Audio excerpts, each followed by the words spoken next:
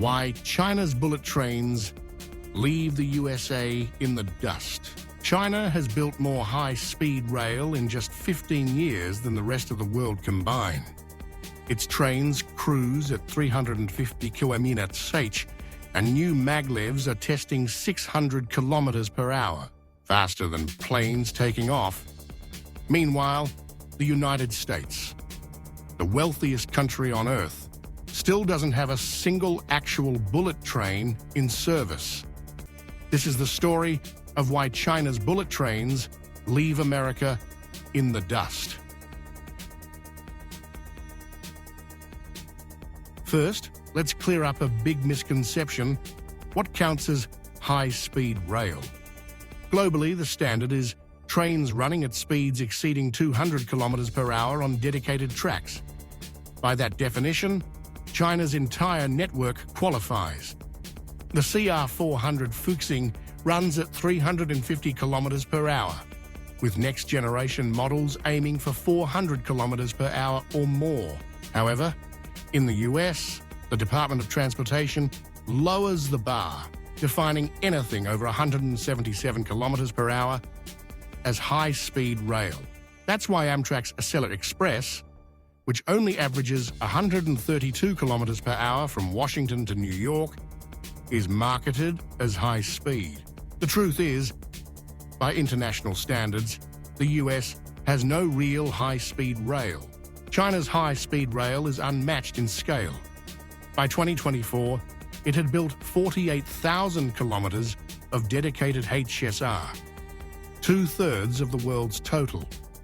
In just 1 year, China added over 2,400 kilometers of new track. By 2035, the goal is 70,000 kilometers.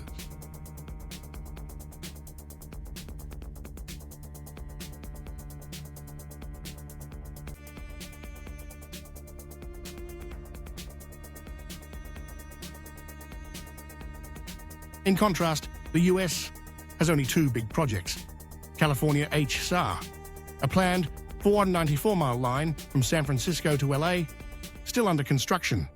Brightline West, a private line between Las Vegas and LA, aiming for 320 kilometers per hour. Meanwhile, Amtrak's Acela reaches max speed for only 50 miles of its 457-mile route. China connects almost every city with a population of 200,000 or more. The US is struggling to finish just one line. High-speed rail in China isn't just big, everyone uses it. In 2024, Chinese railways carried over 4 billion passenger trips, with HSR making up more than half. In the US, Amtrak set a record in 2024 with 32.8 million passengers nationwide, less than 1% of China's ridership. Even new services, like Brightline Florida, carried just 2.7 million riders. In China, bullet trains are the preferred mode of transportation for medium-distance travel. In America, trains remain a niche mode of transportation. China also builds faster and cheaper. A typical Chinese HSR line costs between $17 million and $21 million per kilometer. California's project, over $56 million per kilometer, nearly 3 times higher. Why?